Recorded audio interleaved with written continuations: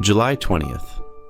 For if, when we were enemies, we were reconciled to God by the death of his Son, much more, being reconciled, we shall be saved by his life. Romans 5:10. What a fearful spot it is to be in, to feel and fear oneself an enemy to God. I think it is one of the most painful feelings that ever passed through my breast, to fear I was an enemy to God. For what must be the consequence if a man lives and dies having God for his enemy? In that warfare he must perish. If God be his enemy, who can be his friend? Such sensations in the bosom are well near akin to despair. Let a man fully feel that he is God's enemy. Where can he hide his head? Hell itself seems to afford him no refuge.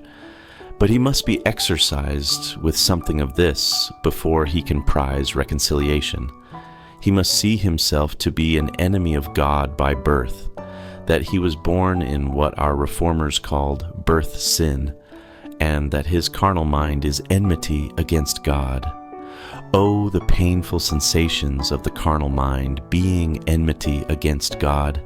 It is bad enough to be God's enemy, but that every fiber of our nature should be steeped in enmity against God, that holy and blessed being, to whom we owe so much, and to whom we desire to owe everything.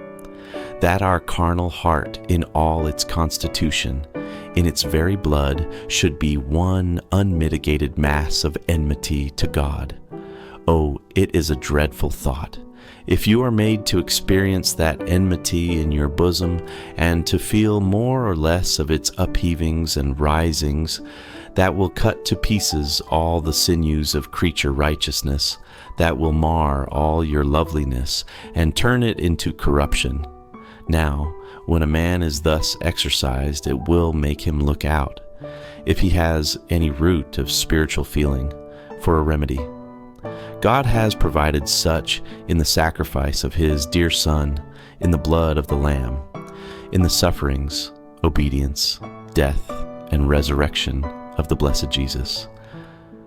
Now, when this is opened up in our soul by the Spirit of God, when faith is given to receive it, when the Holy Spirit applies it, when it is received into the heart, for the Apostle says, we have received the atonement, then a felt reconciliation takes place. We are then reconciled to God. Love takes the place of enmity, praise of sighing, and blessing his name instead of writing bitter things against ourselves.